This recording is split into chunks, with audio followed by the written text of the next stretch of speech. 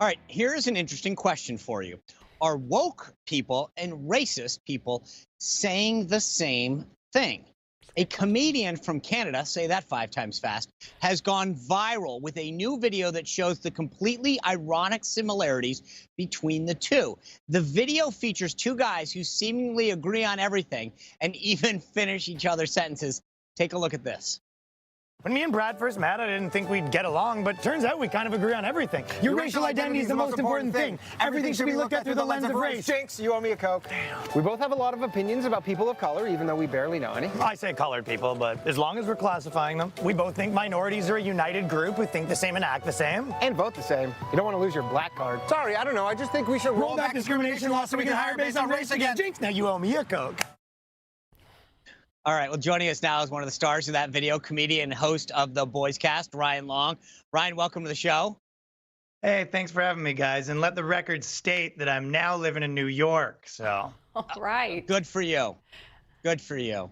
All right, this is positive immigration. So, Ryan. Great time to come. Look, I like to think of myself as a pretty funny guy. I don't know that everyone else agrees, but I think I do. The problem with humor these days is sometimes you got to be really careful because what was funny like 2 weeks ago is not funny now, and people take offense at everything in the world, even if you're just trying to be funny. Were you worried that by going down this road that it might go the wrong way, so to speak? Well, I've been doing comedy clubs like 3 times a night for the last long time, and I've found that people actually aren't as offended as everyone thinks. So the idea that the media and all these networks, they go, everyone's so offended, and you go to the comedy clubs and you go, no, they're not. Everyone's fine. So my videos, you'd have a few loud people being like, this is terrible. But most people kind of message me and they go, I love this. You nailed it. You know, people of all types and colors and everything. So to me, the idea that people are all sensitive is not really true. It's that they have to pretend that they think things that they don't think. When you're writing this type of stuff, Ryan, are you like, oh, this might really get on people's nerves, this will be offensive, maybe we'll take it out? Do you kind of write to being concerned that there might be blowback, or do you just go for it all the way? No, I'm an idiot. Like the amount of times I'll be like, oh, this video is going to touch a nerve, and like nothing. And everyone's like, yeah, nice video. Or the other times I'll be like, oh, this is just, I'll just give a little palate cleanser here with a nice little video. And everyone's like, you are a Nazi. And I go, hey. So I honestly, my finger sometimes is not on that pulse. You know, Ryan, the video that you did before this one, I mean, I don't know. I just know it's the one that's pinned on your page. It's this video talking about how you go out and gather information for both Fox and CNN. Let me play a little clip of it because I think it's hysterical. I realized that if I get creative with the titles, I can oftentimes sell the same piece of footage to both organizations without even making any cuts. For Fox News, I have black protesters beat up white student, and then rename that Freedom Fighters Defend Against Trump Supporter. For Fox News, I have illegal immigrant attacks baby. For CNN, I've renamed that clip Dreamer Supports Extremely Late Term Abortion. Dude, how do you come up with this? Is it that obvious that you look at it and you go, this is so, you know, this is literally staring you in the face? Or do you actually, does it come to you over time? It depends on sometimes I get obsessed with the idea that I just can't let go. And for that one, for example, I went to a lot of the riots and the protests here, and you turn on CNN and they say, this is what's happening. You turn on Fox News and they say this was happening. And I was there. I go, it was both. I was there. I saw both of those things happening, and you're both telling half the story.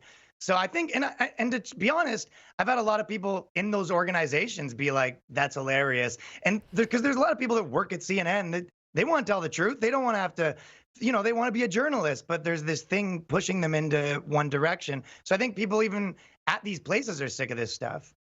You know, I think one of the best things about comedy is there's always some truth in it. That's what makes people laugh the most. What's next on the docket for you? What do you have planned? Well, I don't know if you guys are aware of this, but they essentially made comedy and comedy clubs illegal. So right now I have a podcast called The Boys Cast with Ryan Long that comes out a couple times a week. And I release a video on my channel, which you guys have put up there, Ryan Long Comedy, every single Monday, and lots of other stuff, you know, in addition to that. But those are the two main things that I try to root people to. And so where can all this be found? You have a YouTube page, right? Yeah, it's on all my channels, like on Instagram, TikTok, everything, but at Ryan Long Comedy. So YouTube.com/Ryan Long Comedy. And I release a video every Monday. Right. I know we've talked about all the good stuff. Have you ever had one that's bombed that you literally went, okay, that was a bad idea? Well, the bombs aren't so bad because no one knows about it. But yeah, there's ones where you.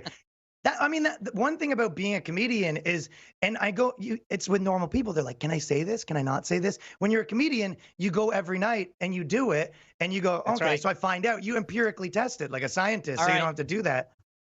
Right. I look forward to continuing this. I can't wait to see what the next one is. Thank you for being here. Oh, thanks for having me, guys. All right. Tomorrow on Spicer Company, journalist and commentator John Solomon will be here to discuss his new book that President Trump called a must-buy. Trish Regan and former player Johnny Damon's going to talk the return of baseball. All right, it's opening day. That's our show. Greg Kelly Reports is up next. Hey, thanks for being part of our company. We hope to see you tomorrow. Have a good night.